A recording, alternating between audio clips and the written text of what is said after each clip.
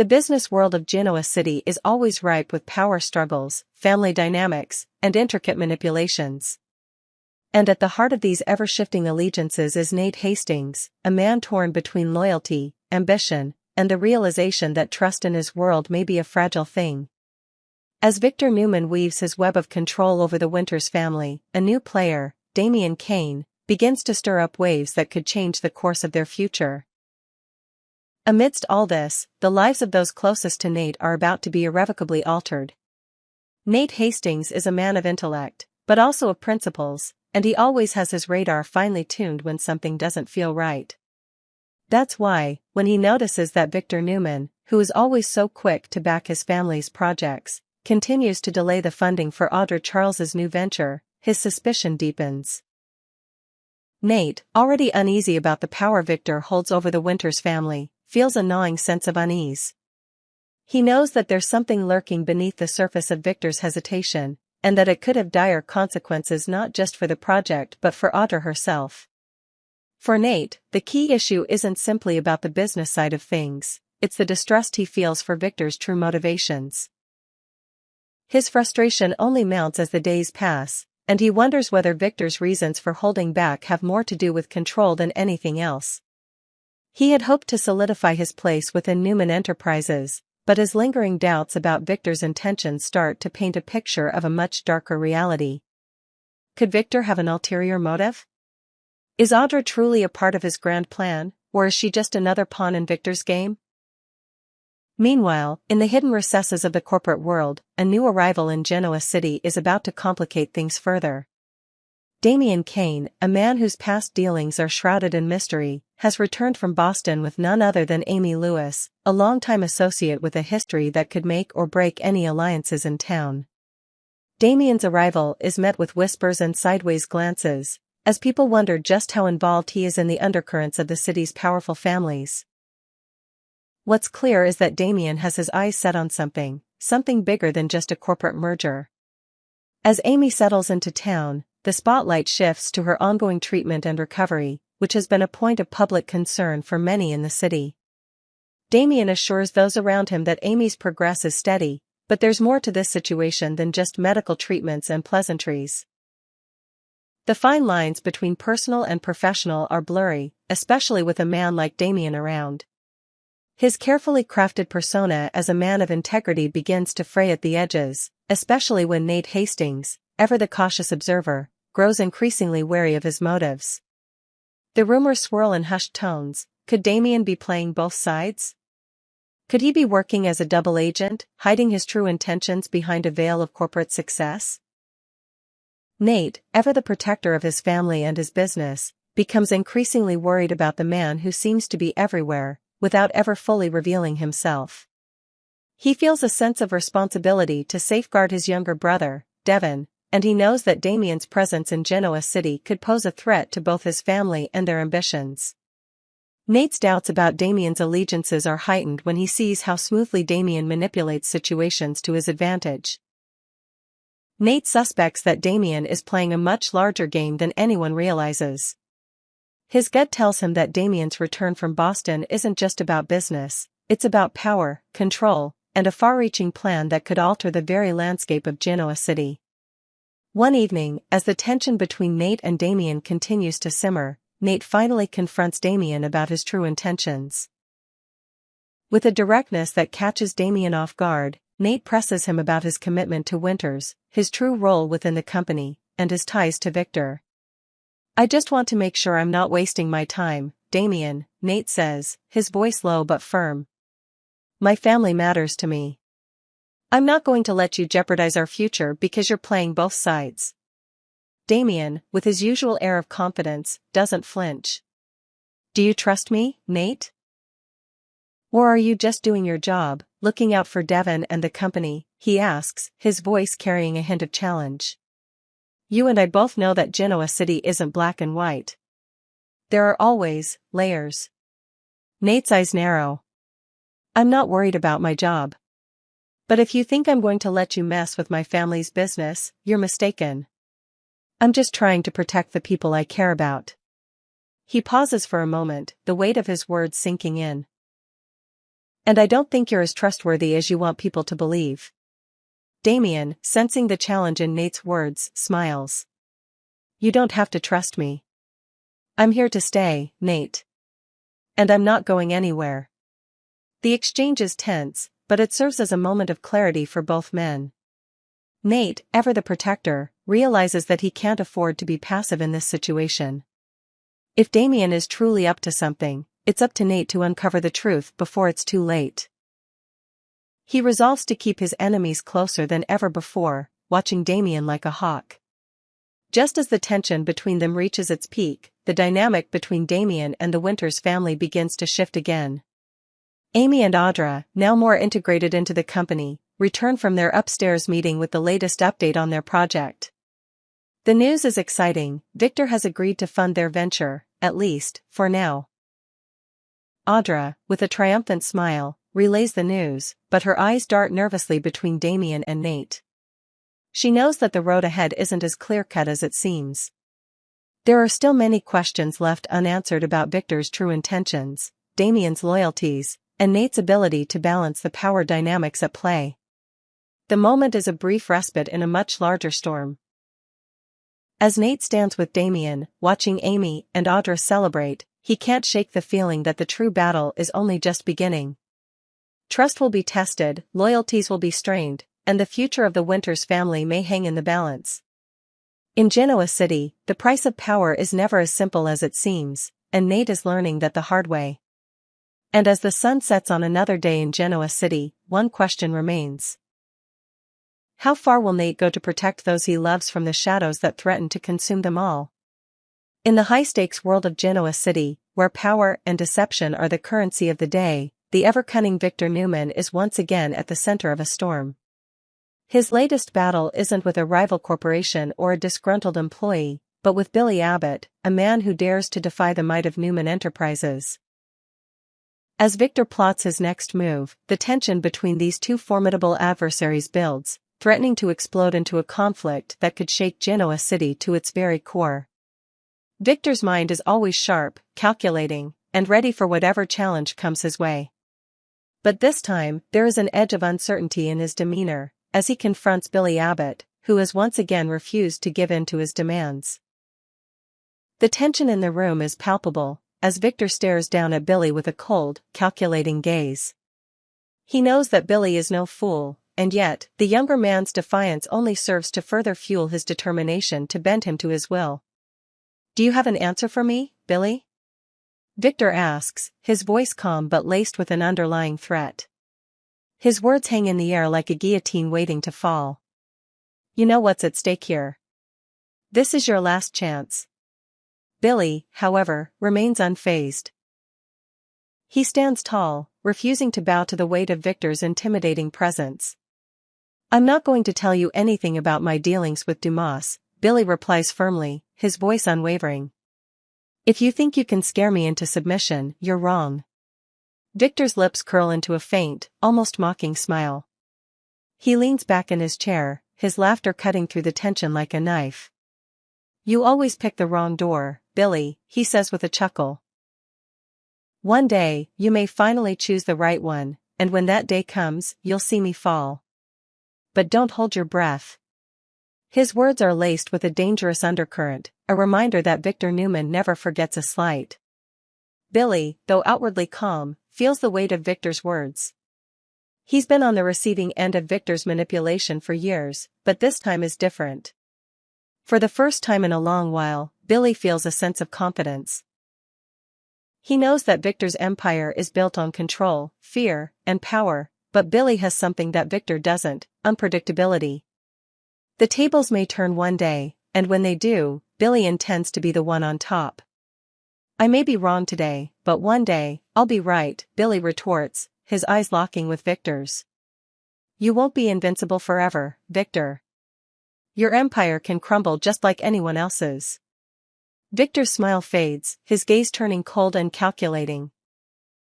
We'll see about that, he mutters before standing up and walking toward the door. But don't make the mistake of thinking you're the one in control here, Billy.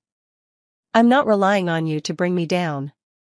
I'm perfectly capable of handling things my way. As Victor leaves the room, a sense of finality hangs in the air. But his departure is not the end of this encounter, it's merely the beginning of a much larger game. Once he's out of sight, Victor wastes no time in dialing the number of his son, Adam Newman. The phone rings twice before Adam's voice comes through the line, tinged with both curiosity and concern. "Adam, it's time," Victor says, his tone direct and businesslike. "I need you to move forward with the campaign against Billy. The sooner we can take him down, the better. Make sure the message gets out there, loud and clear." Adam, though hesitant at first, knows better than to question his father's commands. "I'll take care of it, Dad. First thing in the morning. Billy won't know what hit him." Victor's voice softens just slightly, though the steel beneath it is still unmistakable. "Good. And don't forget to put pressure on Chelsea. She needs to understand that there's no room for hesitation in this game. You do what's necessary, and make sure she doesn't forget who's in charge." As the line goes dead, Adam's mind begins to race. The pressure from his father is always unrelenting, but this time, the stakes are higher than ever.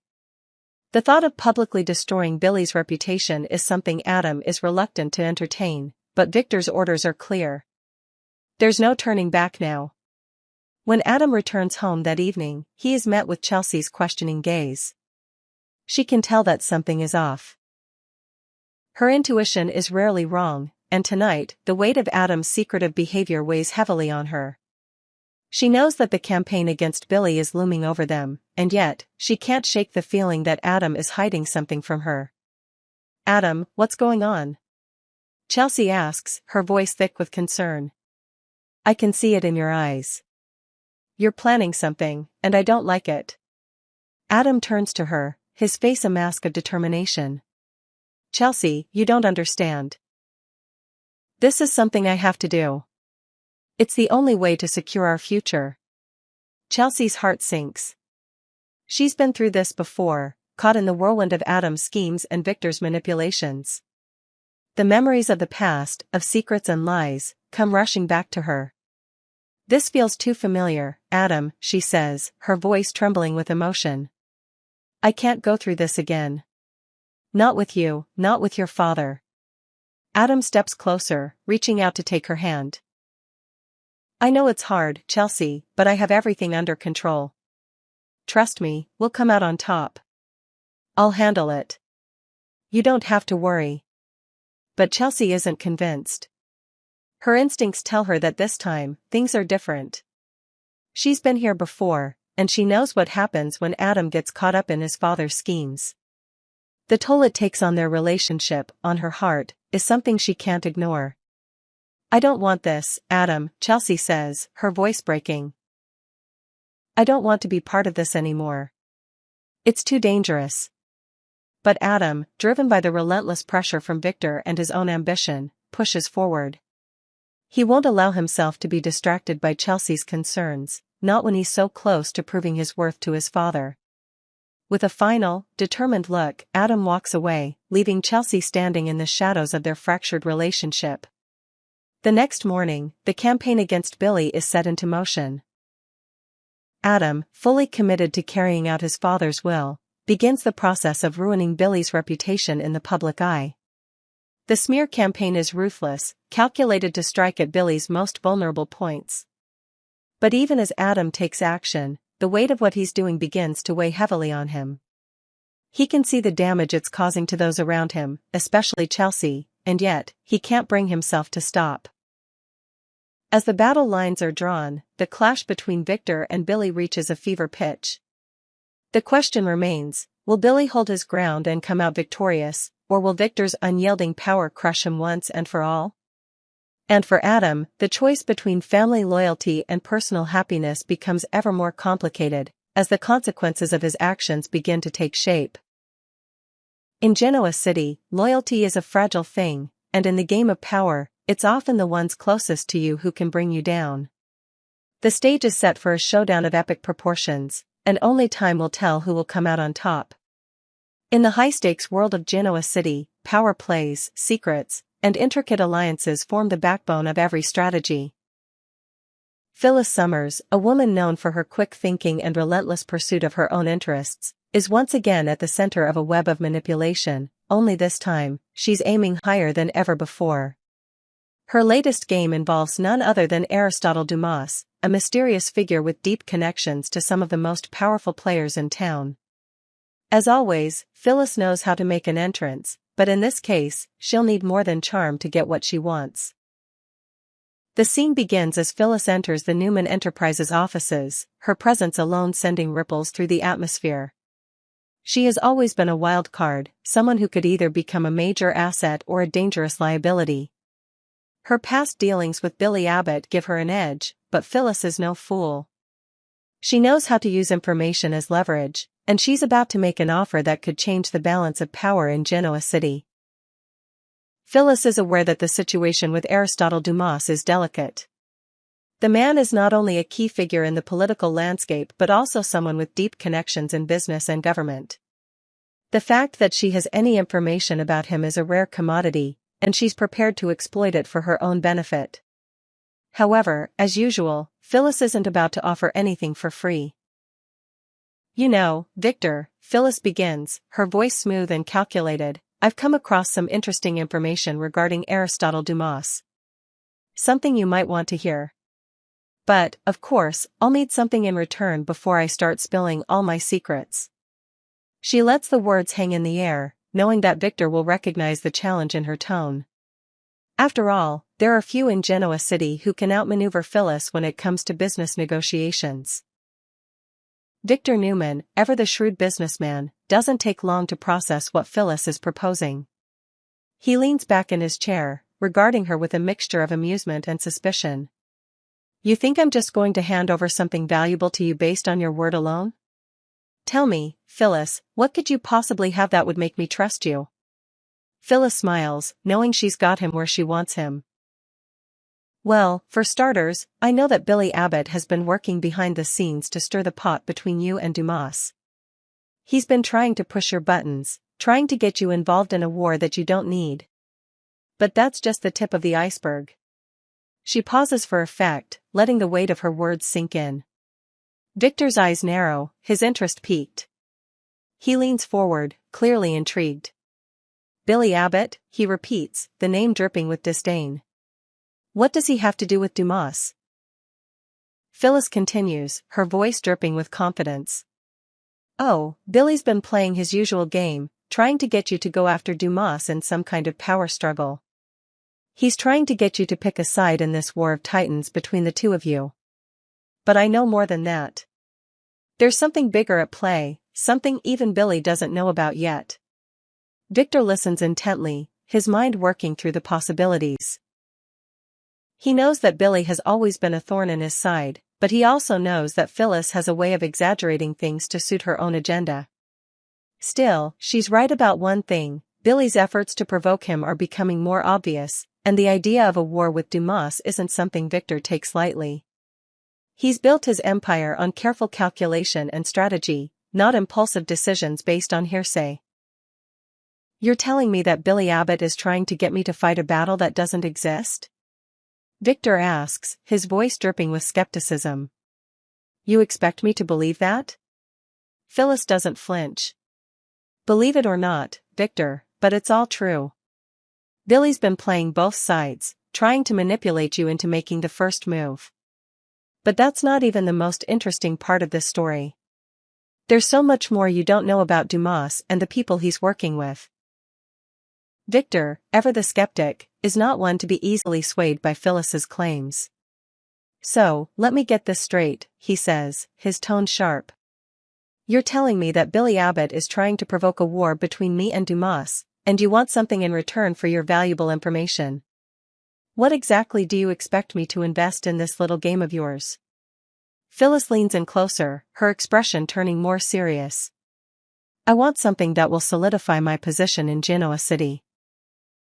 I want Daniel to be part of the business deal. If you want the information, you'll need to get him involved in this opportunity. You know how valuable he is to the Newman family. I've worked with Billy before, and I know that this information is worth more than just a couple of favors. I need something concrete, something that guarantees my future. Victor's gaze hardens, and he can see through Phyllis's words. He knows that she's not just offering information for free. She's playing a long game. However, he's also aware that she has a knack for digging up information others would rather keep buried. As much as he doesn't want to admit it, Phyllis might be the key to uncovering the full scope of Billy's manipulation. You're asking for Daniel's involvement? Victor repeats, clearly not pleased by the request. You think I should invest in your idea when you don't even have a solid plan yourself? He leans back in his chair, his expression one of disdain. I don't like being manipulated, Phyllis. You're walking a fine line here. Phyllis, ever the master of negotiation, doesn't miss a beat. I'm not manipulating you, Victor. I'm offering you an opportunity. You know that the stakes are high, and this could be the key to neutralizing Billy and Dumas at the same time. You'll have the power you want, but you'll need to trust me. Her eyes lock with his, unflinching.